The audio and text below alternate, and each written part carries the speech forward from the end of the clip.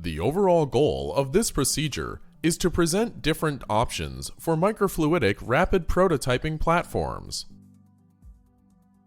This is accomplished by first fabricating a removable interconnector using PDMS.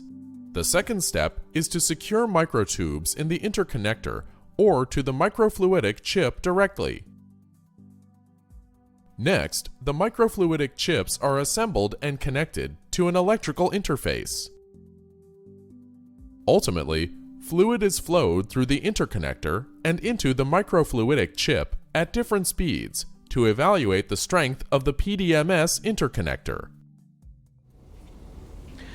I first had the idea for this method when designing a high electrical input-output microfluidic chip and needed an easily removable interconnector to test different patterns of in-channel electrical field propagation with a large number of in-channel electrodes.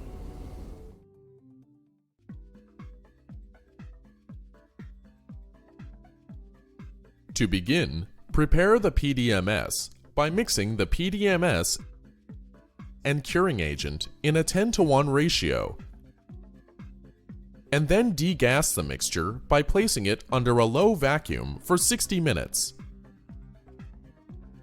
Next, preheat an oven temperature to 80 degrees Celsius and wait for the temperature to stabilize. While the oven heats up, clean the surface of the microfluidic chip where the PDMS interconnector will be placed using ethanol. Allow it to dry in a dust-free area. Transfer the dish of PDMS to the preheated oven and let the PDMS slightly